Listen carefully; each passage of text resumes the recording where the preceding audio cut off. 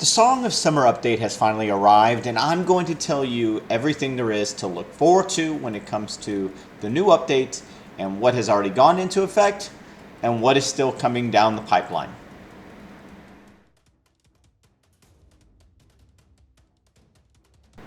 Welcome to the channel, everyone. My name is Phoenix, and today we are going to be looking at the Song of Summer update that just went live. Now, some of the features that went live are already there, and we're going to talk through what those look like, and some of the features have not yet kind of come into fruition. And we'll know the difference once we actually go through some of the pieces that are affecting players. I'm not going to cover everything because I did do a video on the update. If you haven't checked it out, please do so. There's a lot of great information in there and a lot that actually went into this update. But we're going to go ahead and scroll through some of the graphics here first and see what things we can look forward to. And then we're going to actually jump into the game and talk a little bit about the things that have already started and what that may look like. So the first thing is, obviously the Song of Summer is out, and with it comes a few new awesome features. So the first one is to occupy villages. I'm not quite sure what that's going to look like. All they did was put it in here, and that you'll be able to raid them as long as they're owned by your alliance. I don't know if this means that only so many people are going to be able to utilize them, or if you raid them and the buff applies to everyone. So I'm very interested to see if this is kind of like a way to help you maybe boost, a technology buff or attack buff or something, or if it's going to be more generic, sort of like what it is, but that you have to actually raid it to get the buff. So I'm kind of excited to see what comes with the village raiding. The next thing is the two new heroes that everybody has been interested in and waiting for. The first one is a marksman with a rally. This is kind of interesting. I think what they're trying to do is combat that cavalry rallying, Bakshi Emry rally that's pretty much going around on almost all the servers. I'm not super excited about adding another marksman that has a rally tree. For the most part, rallies are not as prevalent. Now, once we start getting into Kingdom versus Kingdom and we start grouping up the servers, I do think rallying is going to become more important. And especially with the new way the rally system has gone when it comes to garrison and rally, heroes where you can rally in and make it a fair fight. And we'll talk a little bit about that a little bit later, but I'm not as excited for this one. But maybe rallying will become, a lot better in Season 2, because right now, to me, it's not that great. And I'm hoping that changes and actually becomes something important. The same with garrisons. I think the garrison commanders is a worthless tree. I'm hoping that once we move into Season 2 that we'll actually need to garrison, and that we'll actually see some rallying, and that it will be a much different story down the road. And let me know your comments on that. Maybe your server is rallying a lot more than my server is. The second hero we have here is another marksman with a peacekeeping tree. So to me, I'm more interested in the mobility side of this. I'm curious if this could turn into something a little bit more hybrid. The peacekeeping tree to me is exciting in early game, but once you start getting into late game, peacekeeping to me is a worthless tree as well. You're focused on PvP, right? So going to peacekeeping, you're not really going to get much out of it. So having a legendary peacekeeper is nice when you're talking about behemoths, and maybe this will become your behemoth, specialty hero. Marksmen are great in behemoth fights. They do the most DPS. So, maybe that's the point of this, is to give you another option for rally and another option for peacekeeping.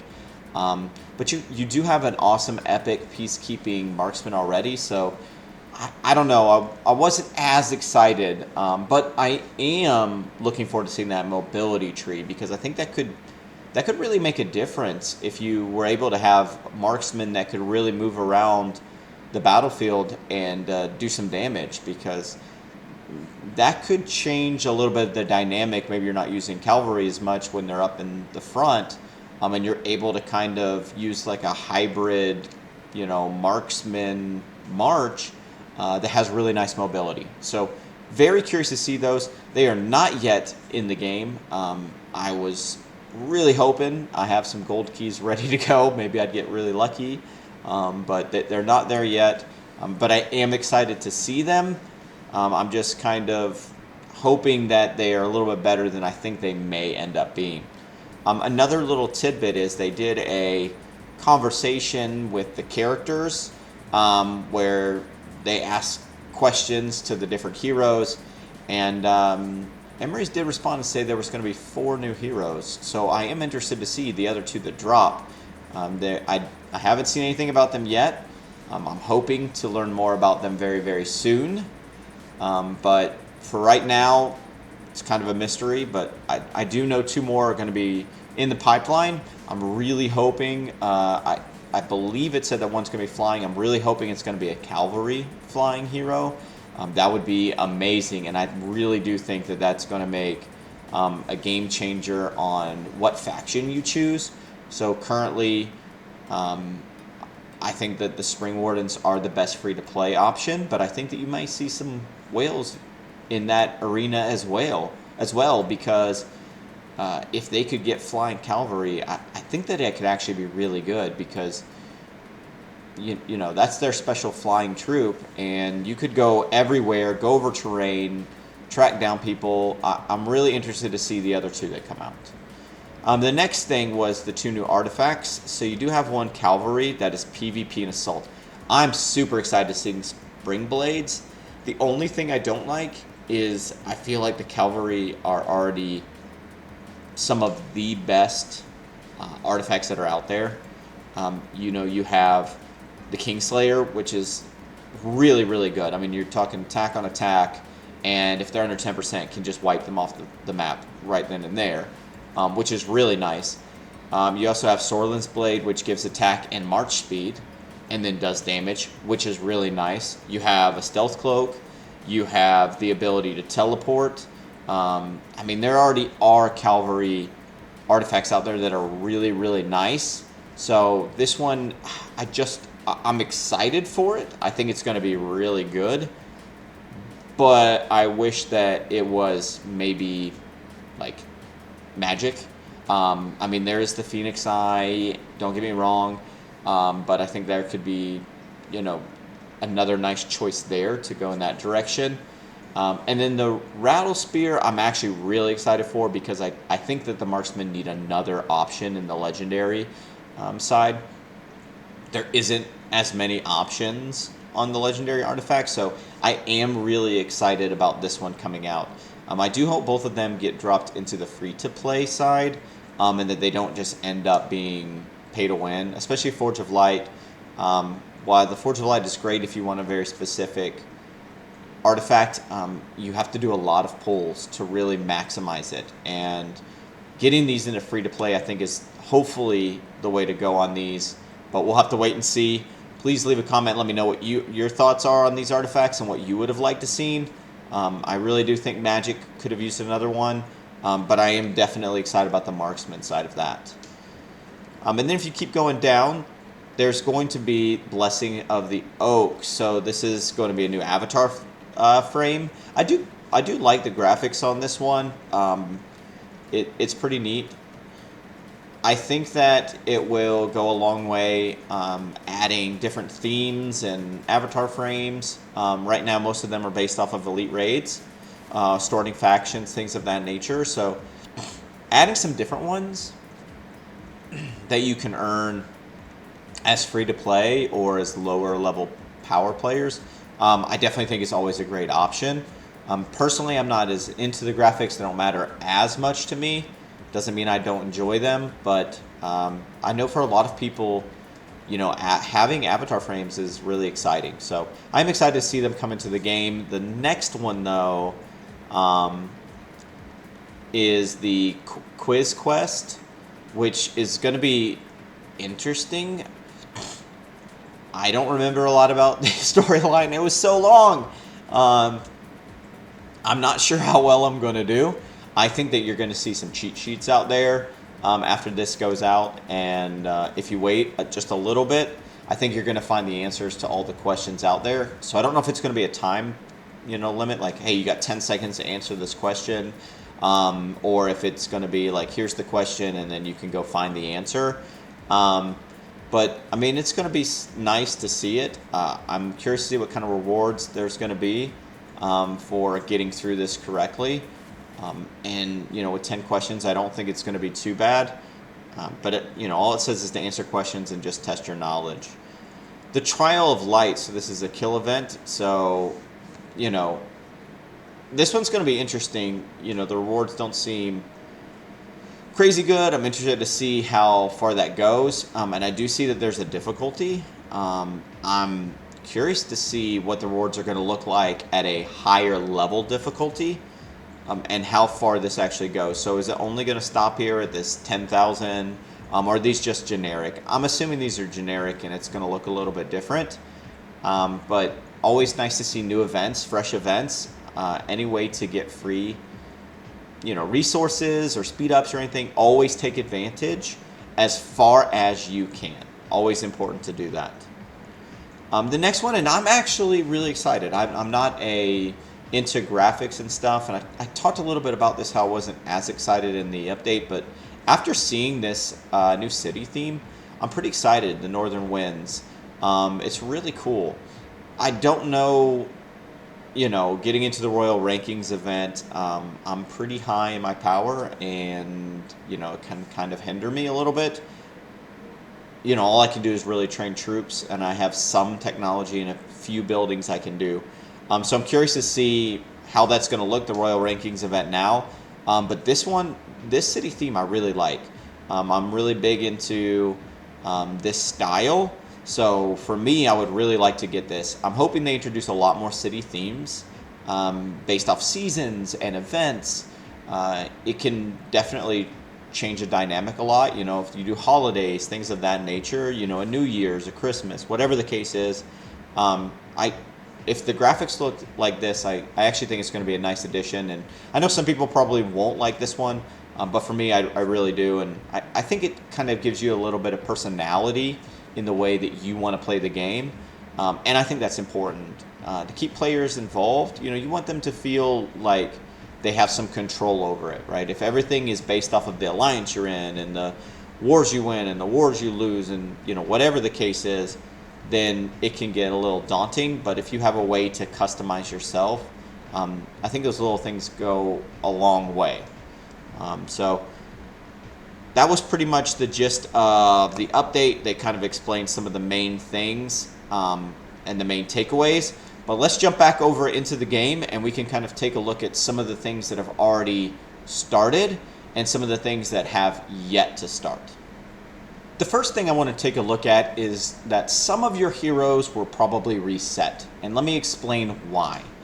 If you had a hero, such as Hosk, that had the rally tree, no matter if you're spec'd into it or if it just is included in there, or if you had the garrison tree, then your hero was reset. And the reason being is because the new talents were changed. This is the talent in the garrison tree. It is the fair defense talent. Basically, just while serving as a garrison captain, you're going to force a rally army into what's considered a fair fight. So all unit skills are disabled. So, cavalry aren't going to be better than archers and so forth. So they're all going to be kind of on the same level, the same values, to where it's just, damage versus damage. This can be really beneficial to you, especially if you are, let's say you have marksmen and they're going with cavalry. You're going to get probably a bigger advantage because marksmen tend to do a little bit more damage, and the cavalry aren't going to get that bonus attack. So, it's going to be interesting to see. Now, that's just unit skills, so, buffs are still going to be into play, technology is still going to be into play, hero skills, that's all going to still count, but there's not going to be any bonus based off of units, which is, I think really nice for the garrison compared to the rallying, because when you're rallying, I feel like you're going to get an advantage because you can scout. Now, if you're going towards a city, it's a little bit different because, most cities have all different types of troops. So getting an advantage is going to be better on the offensive side than the defensive side in that perspective. So I don't know. I'm very curious to see how this is going to play out. So that was the garrison side. If you look at the rally side, you can see that it's fair offense. And fair offense is basically the same thing. It just forces them into a fair fight, but on the rally side. So if you have a hero that has either one of those trees, so I have Hosk, Garwood. We also have Alistair and Bakar. Okay, so all 4 of them will need to be their whole talent tree redone. So definitely take a look at that and spec accordingly, whether or not you're going into rally or garrison. I do think it's going to play a part in season 2, so you may want to consider next season to spec into rally or garrison, but for the most part this season, whether or not you're at peace or not at peace or still working on behemoths, obviously use those talents to your advantage, at least till season 2 comes. And maybe your server is doing a lot of rallies, but for the most part, I don't see the need for them yet. I think once we go into Kingdom versus Kingdom, that's going to play a part. But do remember, all your heroes are going to reset. Not their stars, okay? Not their skills, but all of their level and talent is going to reset as soon as we go to Season 2. So you're going to get that option to naturally go into Garrison or Rally if you want.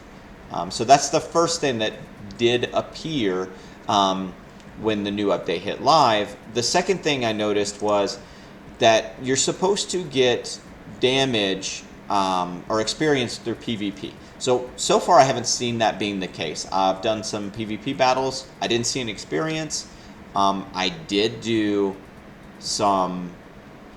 I did fight a Darkling, and as you can see, I did get some experience from that. So it doesn't look like that's gone live yet.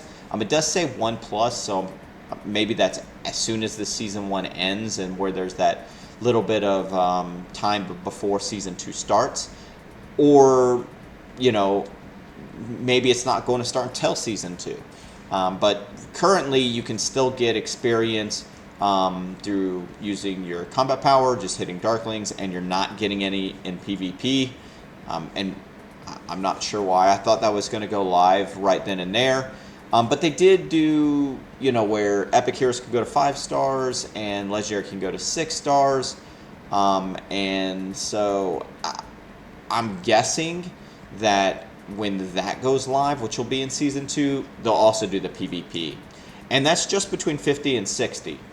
The other thing I did see, and I don't know if this is going to change or stay the same, you were supposed to get experience through gathering from 50 to 60, but as you can see, I did some farming and I only got experience on the one hero. When I did take out another hero who hasn't been out, I did not get any experience on my deputy. So I'm curious if that changed or what's going on there. And again, maybe that's going to be a change for the future. I looked at the skill; it didn't seem any different in the hero, in the hero's gathering tree. So if we look here, we can go in.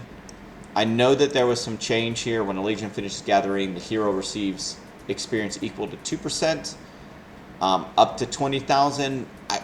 It seems very similar. I don't know if maybe there's something that I'm missing. Let me know if you know something that I don't, and I'll add a pinned message or a pinned comment so that everyone's aware of maybe why that experience has gone away.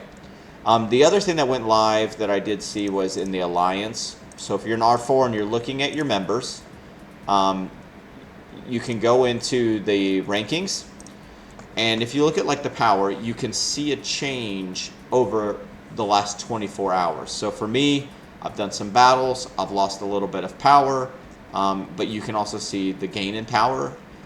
And if someone hasn't done any, which, we can see if we can find somebody. Okay, so we do have someone here who's done 0, okay, over the last 24 hours. We can keep an eye on them and say, okay, are they actually just not playing? Have they not logged in today? And help you keep track.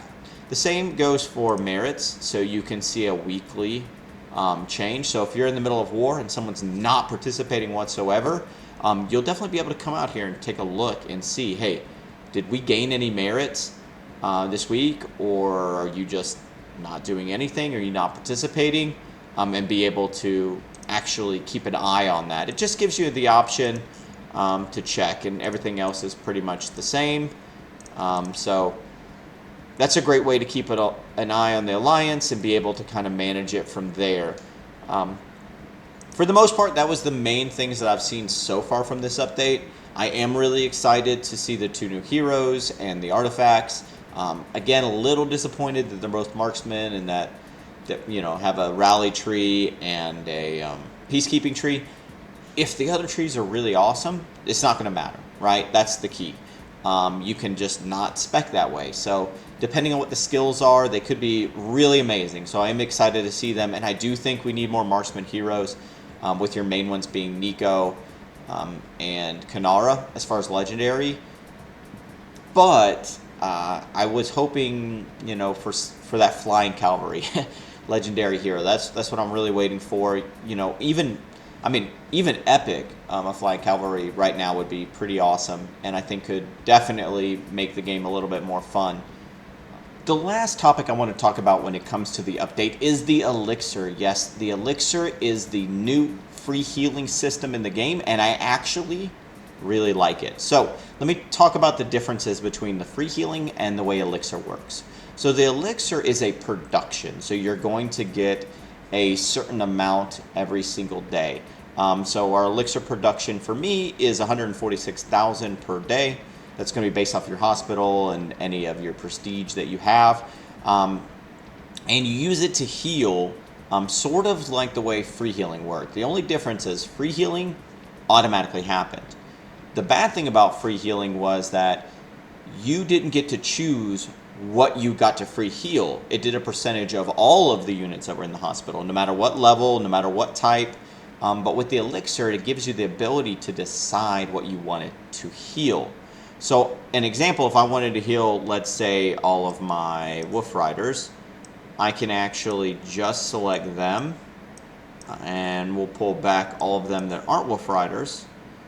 And I'll just go ahead and heal these low levels. I use them just to fill up some secondary marches.